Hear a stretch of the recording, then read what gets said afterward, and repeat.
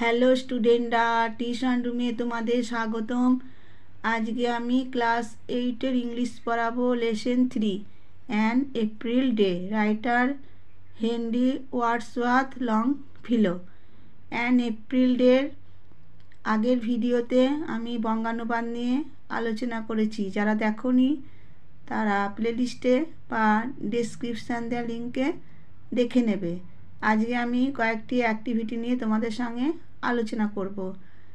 এই ধরনের নতুন নতুন ভিডিও পাওয়ার জন্য তোমরা চ্যানেলটিকে সাবস্ক্রাইব করে রাখবে, শেয়ার করে দেবে বন্ধুদের জন্য, আর একটা লাইক দেবে। আর ভিডিওটা তোমরা প্রথম থেকে শেষ পর্যন্ত দেখবে, নাহলে অ্যাক্টিভিটিগুলো মিস করে যাবে।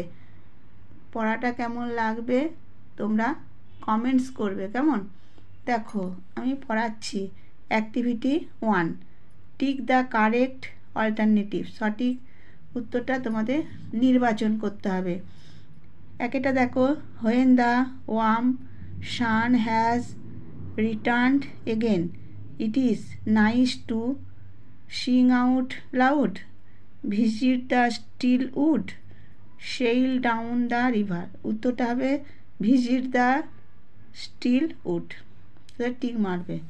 তারপরে দেখো, the sapling draws it sustenance from the blue sky, rain water, earth loosened mould. উত্তরটা হবে আর্থ লুজেন্ট মোল্ড। তারপরে 3 নম্বরে এটা দেখো, the birds glance quick in the bright sun, sit on the branches of the trees, pick at the grains from the ground. অ্যান্সারটা হবে glance quick in the bright sun. এগুলো সব তোমরা টিক মারবে। তারপরটা বলেছে, the green slope throws its shadow upon the mountain, the hollows of hills, the sand dunes. উত্তরটা হবে দ্য হলোজ অফ হিলস। এভাবে তোমরা করবে।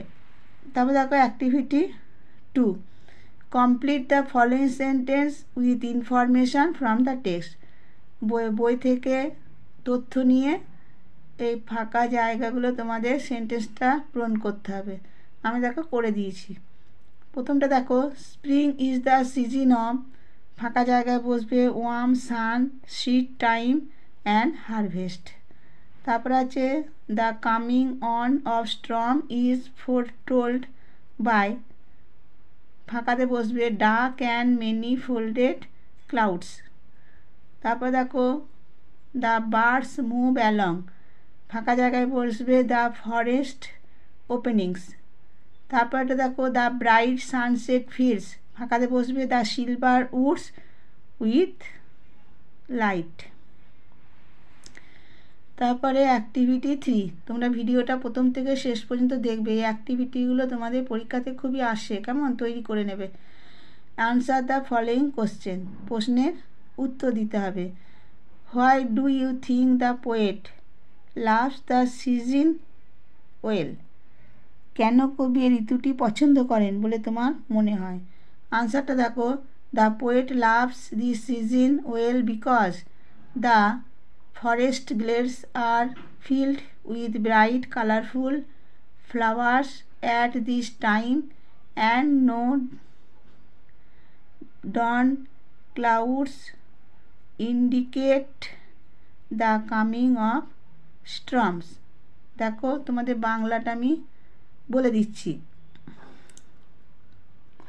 কবি এই ঋতুটিকে ভালোবাসেন কারণ অরণ্যের ছোট ছোট ঘাস জমিগুলি এই সময় রঙিন ফুলে পূর্ণ হয় এবং কোনো কোনো মেঘ ঝড়ের আগমনের চিহ্ন দেখায় না। এখানে এখানে এটা ধরো কে হবে, ডাক।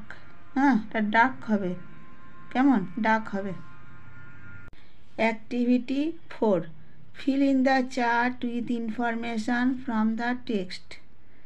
এটা বলেছে পাঠ থেকে তথ্য নিয়ে পূরণ করতে হবে ছকটা। দেখো, হু ডিড হোয়াট। একটা বলেছে দ্য ফার্স্ট ফ্লাওয়ার, প্রথম ফুল। স্প্রিংস হচ্ছে প্রস্ফুটিত হয়।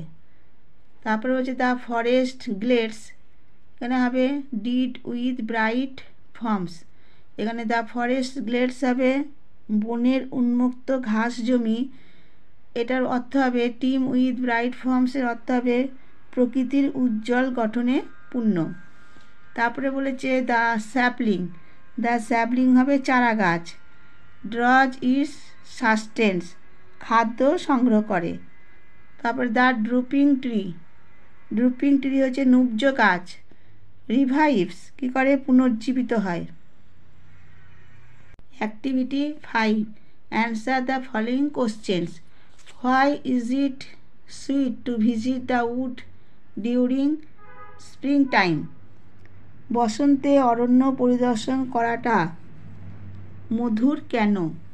উত্তরটা দেখো, it is sweet to visit the wood during spring time because one can experience the beauty of the season's first flower in the quiet woods. Nature is at its glory in spring. বাংলাটা বুঝে নাও।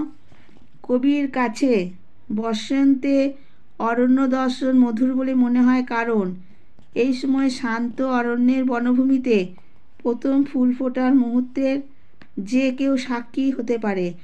বসন্তে প্রকৃতি নবরূপে সেজে ওঠে।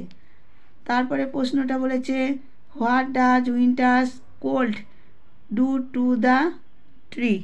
শীতের ঠান্ডা গাছকে কি করে? অ্যান্সারটা দেখো, winter's cold makes the tree droop. শীতে ঠান্ডা গাছকে নুব্জ করে দেয়। তারপরে what time of the day do you think? দিনের কোন সময় সবুজ ঢাল ছায়া ফেলে গিরিগুহাদের ভিতরে বলে তোমার মনে হয়?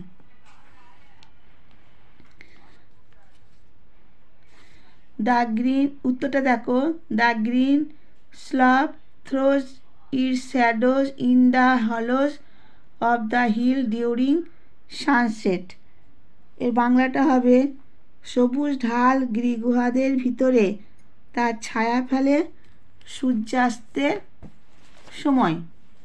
তারপরে প্রশ্ন দেখো, why do you think the poem is title an April day? Suggest an alternative title. বলেছে কেন কবিতাটির নামকরণ অ্যান এপ্রিল ডে করা হয়েছে বলে তোমার মনে হয়? কবিতাটির একটি বিকল্প নামকরণ করো। আনসারটা দেখো, April is the month belonging to the season spring. The poet is describing the beauty of the spring season in this poem, so the poem is titled an April day. An alternative title of the poem could be joys of spring. এর বাংলাটা বুঝে নাও। April বসন্ত ঋতুর অন্তর্গত একটি মাস। কবি এই কবিতায় বসন্ত ঋতুর সৌন্দর্য বর্ণনা করেছেন, তাই কবিতাটির নামকরণ করা হয়েছে অ্যান এপ্রিল ডে। কবিতাটির একটি বিকল্প নাম হতে পারে জয়েস অফ স্প্রিং। এগুলো তোমরা অ্যাক্টিভিটিগুলো তোমরা ভালো করে বুঝে নেবার চেষ্টা করবে। আজকে আমি অ্যাক্টিভিটি 5 পর্যন্ত করালাম। পরের অ্যাক্টিভিটিগুলো পাওয়ার জন্য তোমরা চ্যানেলটিকে সাবস্ক্রাইব করে রাখো, শেয়ার করে দাও বন্ধুদের জন্য, আর একটা লাইক দেবে। আর পড়াটা কেমন লাগলো কমেন্টস করবে। ঠিক আছে, আজকে আমি ভিডিওটা এখানে শেষ করলাম।